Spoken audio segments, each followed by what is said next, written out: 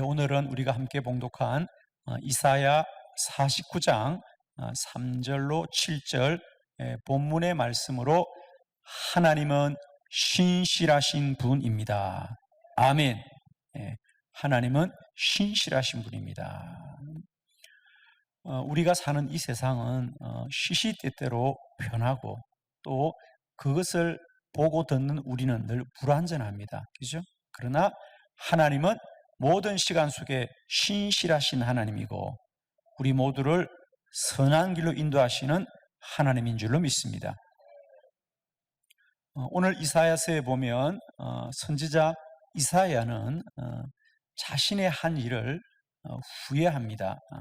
내가 그동안 하나님의 말씀을 전하고 또 하나님의 사명을 했던 모든 일이 헛된 것이 아닌가. 거기 4절에 보면 내가 그동안 했던 모든 수고가 헛된 것이구나 라고 말합니다. 왜냐하면 이사야 선지자가 살던 때는 유다가 점점 몰락해 갑니다. 이미 북이스라엘은 바벨론에 멸망을 했고요. 그래서 하나님을 섬기고 따르는 이 나라가 왜 이렇게 점점 몰락해 갈까?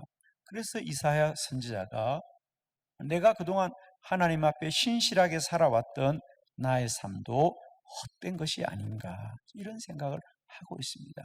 그러나 오늘 성경은 아닙니다. 사람은 이 세상에 대하여 완전할 수가 없다. 그러나 이 세상의 주관자이신 하나님은 신실하신 하나님이다.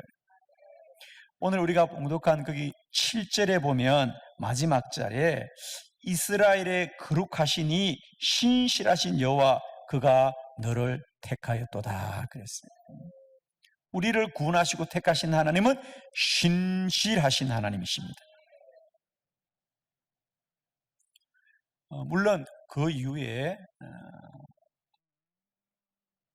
유다도 멸망하고 70년 동안 바벨론의 포로로 지내게 됩니다.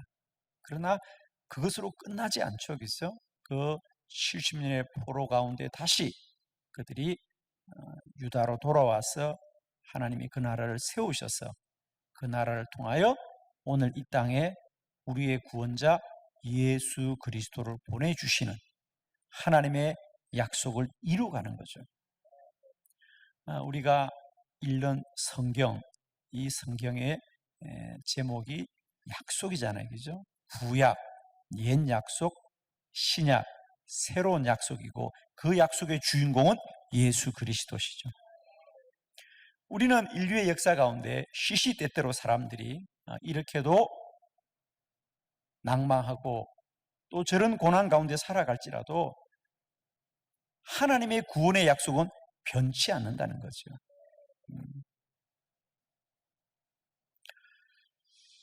우리가 살아가면서 선지자 이사야뿐 아니라 많은 믿음의 사람들이 하나님 앞에서도 여전히 낙심하고 염려하고 근심하고 때론 원망할 때도 많이 있지 않습니까? 선지자 엘리야가 그랬고 다윗 왕이 그랬고 그들이 살아가면서 삶에 많은 고난과 환난을 당할 때마다 그들 또한 오늘 이사야처럼 우리의 믿음이 아무 소용이 없는 것 같고 우리가 하나님 앞에 드리는 기도가 아무 소용이 없는 것 같은 그런 마음이 그들에게도 있었습니다. 그죠? 물론 우리들에게도 있습니다. 오늘 우리가 예배의 자리에 나와 있지만 어떤 분들은 여전히 하나님이 정말 나와 함께 하시는가? 라고 할 만큼 내가 살아야 될 삶이 곤고하고 힘든 분이 분명히 있을 겁니다. 사랑하는 성도 여러분, 우리는 완전하지 않습니다. 사람은 모든 것을 다 알 수 있지 않습니다. 우리는 우리가 보는 것만 알고 우리가 듣는 것만 아는 거예요. 그러나 하나님은 영원하신 하나님입니다. 하나님은 신실하신 하나님입니다. 이사야와 같이 때때로 우리도 믿음으로 살지만 믿음으로 사는 내 현실 앞에 힘들고 어려운 일들을 만날 때마다 내 믿음이 부질없어 보일 때가 있을 거예요. 그죠? 그것은 우리의 믿음이 잘못된 것이 아니고 우리들이 가진 그것은 우리가 가진 믿음의 한계라고 하는 겁니다. 우리는 지금까지 그것을 자꾸만 뭔가 내가 잘못됐구나, 내가 믿음이 없는 사람이구나라고 생각하는데 그건 우리가 잘못된 게 아니라 우리의 한계가 그렇습니다. 그렇죠? 사람의 한계가 있잖아요. 사람은 누구나 영원하지 않아요. 또 우리는 모든 지각에 뛰어날 수가 없습니다. 우리가 아는 것만 아는 거예요. 한계 속에 살아간다는 거죠. 우리는 그 인간의 한계를 받아들이면서, 그러나 하나님은 신실하시다는 거죠. 내가 아는 하나님이 아니고 태초부터 영원까지 우리의 삶을 이끌어 가시는 그 하나님이 신실하신 하나님이라는 거예요. 오늘 저는 한순간을 살아갔던 사람들은 불완전하다, 한 시대를 살았던 사람들은 불완전하나 그 시대를 영원히 이끄신 하나님은 동일하게 신실하신 하나님이었다는 거죠. 오늘 주보에 있는 우리 성경의 위대한 믿음의 사람들도 그들이 살았던 시대와 순간은 마치 하나님이 없는 것처럼 낙심하고 그들의 삶을 원망하였지만 그들의 생애 속에 하나님은 신실하신 하나님인 것을 우리가 말씀을 통하여 깨닫고 오늘 우리들의 삶의 자리에서도 그 신실하신 하나님이 나의 하나님이십니다. 자, 주보를 참고하시면서 우리 세 가지 말씀을 오늘 함께 보기를 원합니다. 첫 번째, 애굽으로부터 구원하였습니다. 출애굽기 5장 22절로 23절을 교독합니다. 22절, 모세가 여호와께 돌아와서 아뢰되 주여 어찌하여 이 백성이 학대를 당하게 하셨나이까? 어찌하여 나를 보내셨나이까? 내가 바로에게 들어가서 주의 이름으로 말한 후로부터 그가 이 백성을 더 학대하며 주께서도 주의 백성을 구원하지 아니하시나이다. 아멘.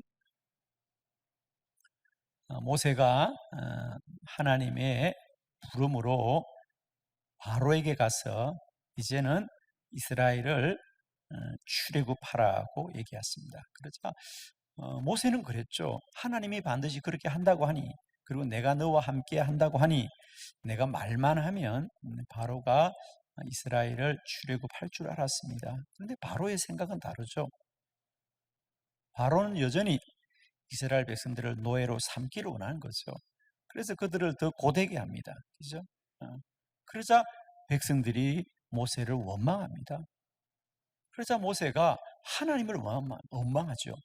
하나님, 내게는 왜 이 백성을 구원하기를 원한다고 말씀하셨으면서 왜 이들을 구원하지 않으십니까? 여러분, 모세도 훌륭한 믿음의 사람이지만 그 모세도 때론 하나님을 원망하기도 하는 거죠. 그것은 모세가 믿음이 부족한 것이 아니라 아무리 믿음이 훌륭한 사람도 사람의 한계 속에 살아간다는 거예요.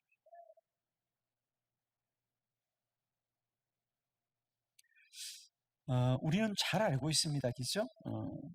모세가 바로에게 이 백성을 출애굽하라고는 말한 것 때문에 그들이 당장은 더 노동이 고되고 그들이 당장은 더 어렵게 살았지만 결국은 모세가 말한 때로부터 이스라엘의 구원은 시작되었습니다. 아멘이죠. 모세가 말한 것 때문에 그들이 고난을 받은 건 사실이지만 모세가 하나님께 순종한 때로부터 출애굽은 시작되었다.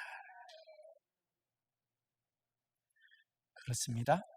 우리는 때로 하나님의 말씀을 순종하고 하나님의 말씀대로 사나 우리의 현실은 때론 힘들고 어렵지만 기억합시다. 내가 아는 것도 또 내가 느끼는 것도 내가 듣는 것도 내가 보는 것도 다 어려워 보이고 문제투성이 같고 길이 보이지 않으나 그것은 우리의 한계일 뿐, 내 생애 하나님은 신실하신 하나님입니다. 그렇죠?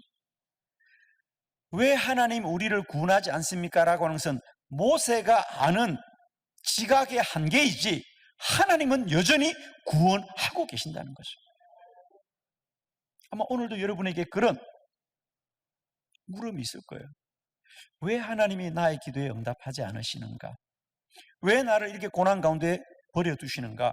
라고 말하지만, 우리가 그렇게 말할지라도 우리가 그렇게 듣고 말하는 것은 우리의 한계일 뿐이지 그게 진리는 아니다. 하나님만이 신실하신 하나님이다. 오늘도 그 하나님이 우리 안에 믿음으로 깨달아지는 은혜가 있기를 축복합니다. 두 번째, 미디안으로부터 구원하였습니다. 사사기 6장 13절 다 같이 합독합시다. 시작. 기드온이 그에게 대답하되 오 나의 주여 여호와께서 우리와 함께 계시면 어찌하여 이 모든 일이 우리에게 일어났나이까? 또 우리 조상들이 일찍이 우리에게 이르기를 여호와께서 우리를 애굽에서 올라오게 하신 것이 아니냐 한 그 모든 이적이 어디 있나이까? 이제 여호와께서 우리를 버리사 미디안의 손에 우리를 넘겨 주셨나이다 하니. 아멘. 기드온에 관한 말씀이죠. 우리가 잘 아는 대로 기드온은 적은 무리 300명의 군사를 데리고 그 큰 미디안을 이긴 정말 용맹스러운 사람의 대표장이 하나. 우리가 흔히 성경에 보면 삼손이라든지 또 골리앗 앞에 맞선 다윗이라든지 그 못지않게 용맹스러운 사람이 바로 기드온이지 않습니까? 그러나 그 기드온도 원래는 하나님이 어디 계십니까? 라고 말하는 사람이라는 거예요. 오늘 주의 천사가 기드온에게 찾아와서 기드온아, 가서 너는 이제 미디안으로부터 너의 백성을 구원하여라 그랬어요. 그때 이스라엘은 7년 동안 미디안으로부터 종살이를 하고 있습니다. 기드온이 생각기로는 우리는 이제 앞으로 미디안의 종살이로 이렇게 계속 살아야 되나 보다라고 살고 있는 중이에요. 그런데 주의 천사가 너는 너의 백성과 함께 미디안으로부터 이 민족을 구원하여라고 할 때 기드온이 묻습니다. 하나님이 어디 계십니까? 하나님이 계신다면 왜 우리가 저 하나님도 모르는 불의한 나라로부터 고난을 받아야 됩니까? 기적이 있었다는 말은 우리 옛적에 우리의 조상들이 애굽에서 나올 때 하나님이 기적을 행했다는 말은 들었지만 이제는 그런 기적이 없습니다. 그러면서 하나님은 우리를 버리셨다. 하나님은 우리를 버리셨습니다. 라고 말합니다. 그렇습니다. 기드온이 아는 것은 우리가 7년 동안 저 미디안으로부터 혹독한 고난을 받는 겁니다. 그렇다고 희망이 보이지도 않습니다. 그래서 기드온은 이제 우리는 영원히 미디안의 종으로 살아야 되나라고 생각하는 거죠. 그러나 우리가 잘 알듯이 하나님이 그런 기드온을 설득시켜서 그에게 이적과 표적을 보여주었습니다. 그가 다시 믿음을 회복하고 300명의 용사로 그 많은 미디안을 물리치게 되는, 민족을 구원하는 기적을 행하게 되었죠. 그렇습니다. 우리들 또한 우리들의 삶의 현실 앞에 마치 하나님이 우리를 버린 것 같고 하나님은 우리와 아무 상관없는 것처럼 보일지라도 그건 우리가 아는 거라는 거죠. 그건 사람이 가진 지각의 한계고 사람이 가진 한계일 뿐, 하나님은 신실하셔서 오늘도 저와 여러분을 구원하시는 하나님이십니다. 세 번째, 이스라엘을 구원하였습니다. 룻기 1장 20절로 21절의 본문입니다. 교독합니다. 나오미가 그들에게 이르되 나를 나오미라 부르지 말고 나를 마라라 부르라. 이는 전능자가 나를 쉼이 괴롭게 하였음이니라. 내가 풍족하게 나갔더니 여호와께서 내게 비어 돌아오게 하셨느니라. 여호와께서 나를 징벌하셨고 젖는 자가 나를 괴롭게 하셨거늘 너희가 어찌 나를 나옴이라 부르느냐 하니라. 아멘. 아멘. 나오미에 대한 말씀입니다. 나오미는 원래 이제 베들레헴에서 부족함 없이 살았습니다. 사랑하는 남편과 아들 둘을 키우며 살았는데 어느 날 그 땅에 큰 흉년이 들었습니다. 그래서 잠깐 이 흉년을 피하기 위해서 남편과 함께 아들 둘을 데리고 모압 땅으로 내려갔죠. 그런데 거기서 얼마 있지 않아 남편이 병들어서 죽게 됩니다. 첫 번째 고난이죠. 이제 남은 아들 둘을 의지하고 어떻게든 살아야 되었죠.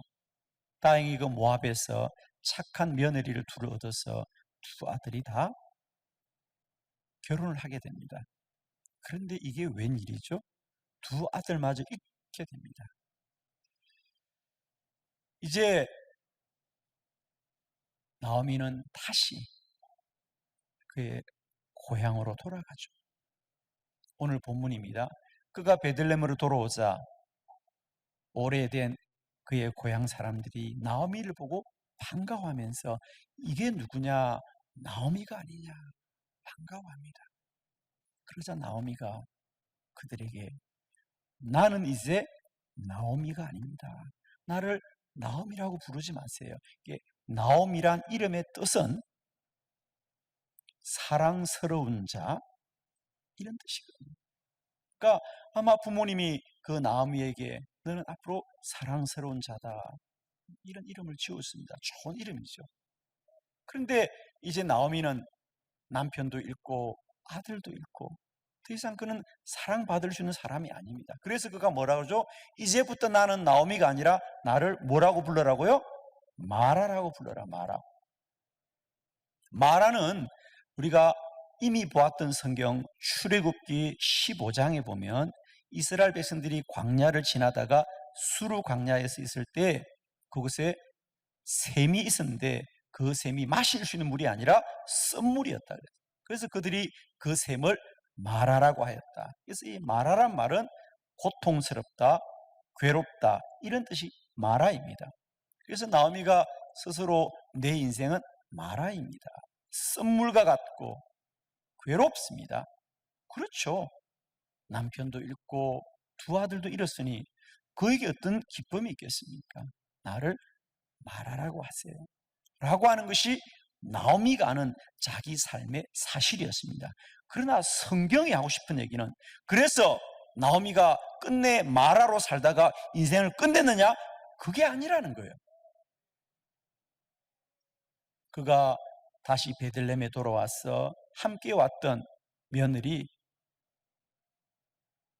룻을 통하여 보아스를 만나게 되고 그 보아스를 통하여 아이가 태어났는데 이 룻기스의 결론은 바로 여기에 있습니다. 자, 우리 한번 마지막 결론 부분을 먼저 함께 보고 말씀을 나눕니다. 다 같이 룻기 4장 17절이죠. 함께 합독합시다. 시작. 그의 이웃 여인들이 그에게 이름을 지어주되 나오미에게 아들이 태어났다 하여 그의 이름을 오벳이라 하였는데 그는 다윗의 아버지인 이새의 아버지였더라. 아멘. 자, 본문을 좀 띄워주십시오. 여기 보면 좀 우리가 좀 놀라운 말씀이 우선 뭐냐면 이제 아이가 태어났는데 나오미에게 아들이 태어났다 하였습니다. 그러나 사실 나오미가 아니고 나오미의 며느리 룻과 보아스가 결혼해서 태어난 아이입니다. 그런데도 불구하고 성경은 굳이 나오미의 집안이라고 하면 좋겠죠. 나오미에게서부터 태어났고 두 번째로는 그의 이름을 오벳이라고 하였더라 그래요. 그러면 오벳이라고 하면 그냥 끝나는 얘기입니다. 그런데 굳이 그 오벳이 누구냐를 성경은 우리에게 설명해 주고 있는데 그는 다윗의 아버지인 이새의 아버지였더라. 할렐루야. 자, 여러분 우리가 보통 우리 성경에서는 한 사람의 이름을 말하면 누구누구의 아들로 하면 끝나는 겁니다. 아브라함의 아들 이삭. 그런데 오늘 이 오벳은 굳이 태어나지도 않은 다윗을 등장시켜서 그가 누군지를 설명하는 이유가 뭐겠어요? 그죠? 나오미, 내 인생은 마라와 같아요. 내 인생은 더 이상 희망이 없어 말하는 그 사람을 통하여 그 집안에 오벳이 태어났는데, 그 오벳은 다윗의 할아버지들하고 말하는 그 오벳의 인생, 더 나아가서는 나오미의 인생을 굳이 다윗과 연결시키는 이유가 뭘까요? 자, 다시 성경을 보고 말씀을 전합니다. 마태복음으로 갑니다. 마태복음 1장 5절로 6절을 교독합니다. 5절, 살몬은 라합에게서 보아스를 낳고, 보아스는 룻에게서 오벳을 낳고, 오벳은 이새를 낳고, 이새는 다윗 왕을 낳으리라. 아멘. 이 얘기입니다, 여러분. 이 마태복음 1장에 이 사람들은 다 예수 그리스도의 족보를 얘기하는 거죠. 그렇습니다. 우리는 이미 짐작하건대 이 나오미의 고향이 베들레헴이라는 것에서부터, 그가 태어난 아이가 다윗의 할아버지라는 것에서부터 우리는 성경이 말하려고 하는 암시를 이제 알고 있는 거죠. 그리고 마태복음에 와서는 바로 그 오벳이 다윗의 조상이고, 그 다윗으로부터 다윗의 족속인 예수 그리스도가 태어났습니다. 그렇습니다.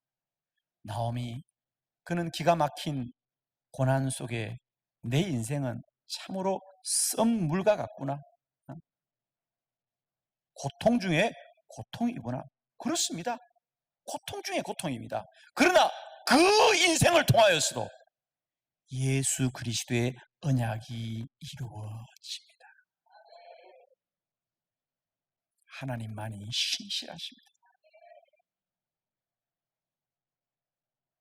우리 누구나 할 것 없이 오늘 내가 보고 내가 듣는 것으로는 한 치 앞도 내다볼 수 없는 캄캄한 절망일 수 있습니다. 할 수가 없으니까. 그러나 기억하십시오. 내 인생의 주관자신 하나님은 신실하신 하나님.